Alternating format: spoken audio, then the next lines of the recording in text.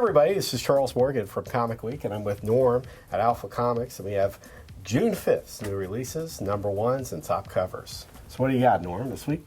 First, I've been following Sharkey for a while. It's Sharkey the Bounty Hunter. It's exactly what it says it's going to be. He's that, Han Solo-esque bounty hunter with a heart of gold. He's picked up a little kid on the way who he's trying to get home, and I got to tell you that the little kid is probably the most interesting part of this story. It's pretty fun. Very idiosyncratic art style going on that book. It is. Very much so. So, and this is one of three variants, I think, that are out this week. This is the sketch cover. The sketch cover, which I love. And you have the other two also in stock, right? Indeed, right. We do. So you can know absolutely nothing about comics and know that this is going to be a big week, a big month for The Walking Dead. This is what Kirkman's been hinting at. It's called Aftermath, so you can guess what that means. I'm not going to spoil it for you. The end of the last issue, 191, something very major happened, and this continues that trend. I've looked through it, so of course I know. But you're going to want to check this out. This is more content than your typical issue, and it's going to have major ramifications for the future of the story. I think there's going to be quite a few tears shed, and that usually doesn't happen when zombies are around. So it's a personal issue that happens. A beautiful cover, and you have Carl there holding a handgun. So there's your context clue. You've been following the story? I haven't been following it for a little bit, but I did start following again naturally now because we came up to something large, and I peaked as well, and I can tell you that now I'm back in the fold to a degree. I think it's going to sell out. Absolutely. So you want to get here on Wednesday, definitely. Yeah. What right else early. you got? Female Furies. It's a very interesting apocalypse story on Darkseid that exists around Granny Goodness and her Furies. Barda keeps having to trade basically her body for prestige and power. Granny Goodness is right there to kind of encourage her that this is what we do. This is our role, and it's how she consolidated power. And Barda challenges her that she hasn't been consolidating power. A lot of that kind of reached a jumping point in number 4, in that Barda has escaped and given up on, and now we're going to pick up and find out about Barda's betrayal, which is really kind of her being true to herself for the first time within the work. She's a very powerful character, so it's about time she gets it back. Very powerful character. Yeah. So if you read Comic Week at all, I'm a huge fan of Jeff Lemire's Black Hammer universe. Yeah. I would say of all the spin-offs that he's done, Black Hammer 45 is probably the slightest one. But it does tell a compelling story. It's a vintage story. It takes you back to World War II. This is the final issue of the miniseries, 4-part miniseries. And it has the African-American Black Hammer Squadron and their final mission, which turned out to be a very important mission, which had ramifications for the rest of the Black Hammer universe. Lemire loves playing with continuity, and no matter where he takes his story, there's some tie-in to the original characters. So you're going to want to see how the Russians and the Germans and the Americans fought basically maybe their most important battle against each other, which had major implications for the future of the universe. So that's Black Hammer 45, the last issue. There's 2 covers. This is probably the A cover. There's a B cover, I don't know. But the other cover, this is the B cover. The other cover has got this black and kind of a green close-up of the fighter pilots. So that's really cool. So we got that. Also, I was not a fan of DCeased 1. I know that that's not necessarily the majority opinion.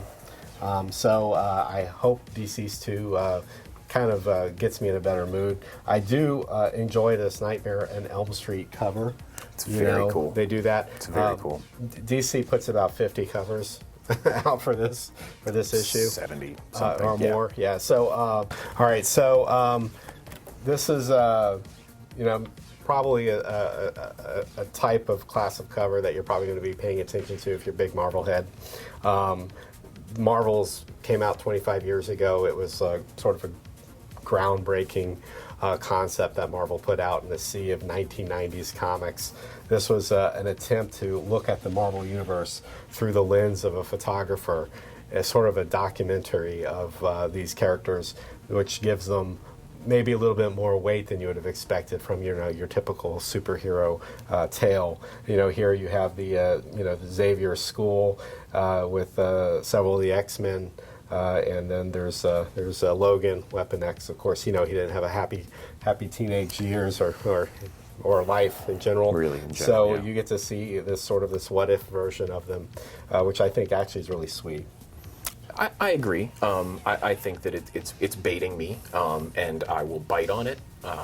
But like you said, it's a classic style cover that a lot of us are right there for. Right, Yeah, right. Absolutely. Right. There's a big #1 coming out this week. I think all the speculators are going to be after, and that's Black Cat by Marvel. So what's the pre-sale spiel on this character? It's Black Cat. If you know Black Cat, you're glad to see Black Cat back. You're glad to see a Black Cat series that's just Black Cat. If you don't, it's going to be a good place to jump in. If you like what Black Cat sounds like, and if you like the idea, I mean, you can see on this main cover, she's just scraping her way down the inside of a window in a jeweler's.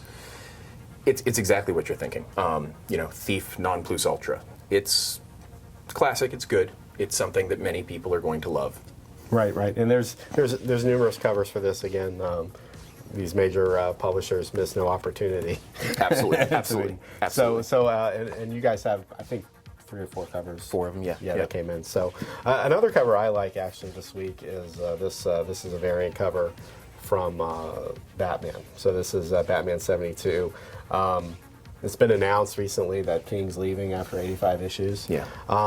I think people will miss his run. I think right now maybe the consensus is like they're happy. Maybe people are happy for a change, but you can't really compare his run to any Batman run before. I think a lot of romance in the Batman character. Of course, you have issue 50 with the wedding. Matrimony. Right, the matrimony. Issue 69, I think, was one of the most beautiful Batmans, and I think that's probably still in demand. It is. It is. But this is the third part of the Fall of the Fallen, which is a really good follow-up to the last story arc.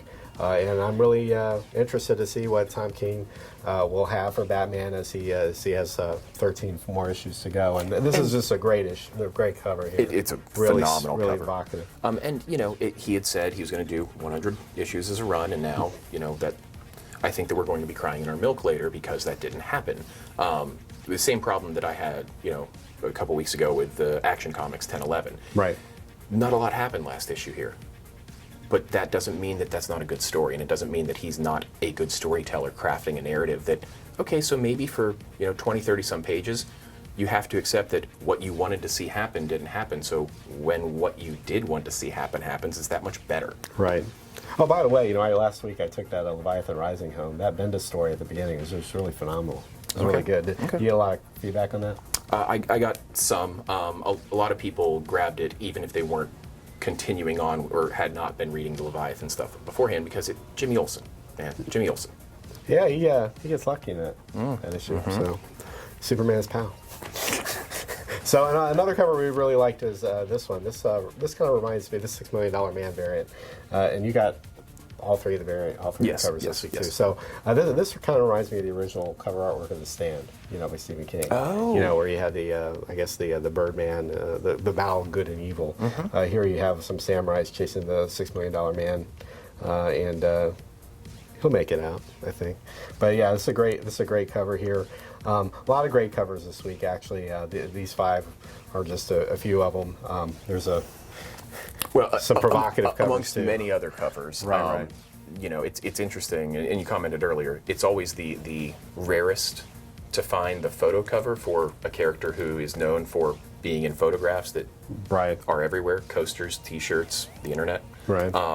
So this is the mostly black bag cover for Betty Page, Unbound #1, and it's Betty Page under here.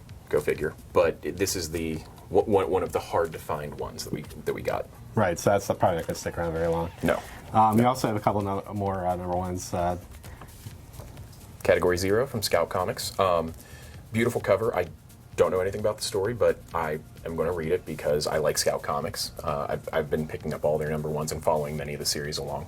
Really high quality for an indie publisher. So also, you Star Wars heads out there aren't going to miss the chance to get this Luke Skywalker #1. Marvel is going all in on Star Wars, of course, and some of the stories have been pretty good. I like Dr. Aphra a lot. Yeah. But here you go, you get to see more Luke Skywalker. Yeah, 2 more trades to make you aware of. Die from Image has, basically sold out, printing after printing after printing. Yeah.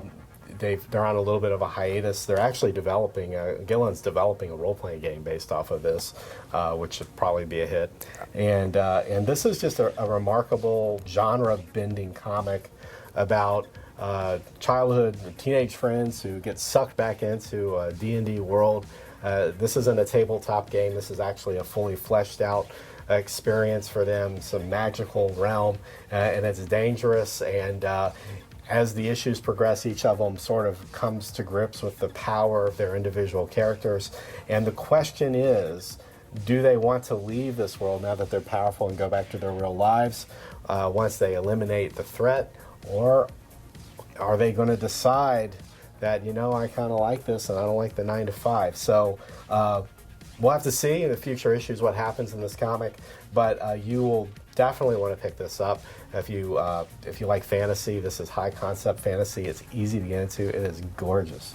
The art in there is just, it's second to none. It reminds me a lot of some of the work on other indie comics. Isola is one that, if you're a fan of that art style, you're probably going to be grabbed pretty hard by Die. Right. Yeah. And the last thing, I know we're going a little long this week, but there's also a trade for the first issues of The Dreaming. This is a Vertigo series, sort of a follow-up to the original Sandman. It's got Neil Gaiman's, he didn't necessarily write these issues, but he certainly coordinated for the production of this series. Get your Vertigo comics while you can. Rumor mill has it that DC is thinking about shuttering it, which would be a real shame. The 2018 relaunch gave us Goddess Mode, which I think is a very underrated comic. There's also High Level from Rob Sheridan, which is a really good, very interesting post-apocalyptic epic story. And Hex Wives, I think, was underrated, and that was canceled after 6 issues. So I think, as consumers, if you like something, you have to rally behind it during the tough times. Let the publishers know that you support these comics, and maybe that'll be the thing that saves them. And that goes for any series you like. You really have to support the creative process because 4,000 comics an issue might be the difference between whether or not your favorite series goes 5 issues or 52. So, but anyway, these are beautiful and made to DC's high standards of quality, and these are like I said, I think they're good values. So the trade's out. I think this trade is probably the way to experience this story, to be honest with you, because it's so complex. But anyway, that wraps up what we got this week. For a light week, it's a lot of stuff. It was a light week with some very nice deep dives, some very good titles that have come out, and a lot of things that people have been waiting on. So what are you reviewing this week? This week, I am going to be reviewing Female Furies. All right. Definitely.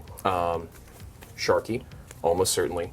And I'm probably going to do one on man-eaters. I'm not certain how I'm going to review that for all audiences, but man, I would really, really like to put that in front of more people. It is an acquired taste. You're absolutely right.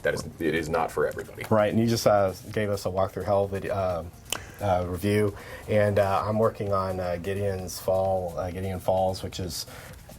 I completely understood that story through 10 issues. The last 2 issues are really throwing me for a loop because he has gone to the multiple timeline, multiple dimensions as only comic books can do. So we're working on that. Of course, I'll have Black Hammer for you 100%, and we'll probably have some more.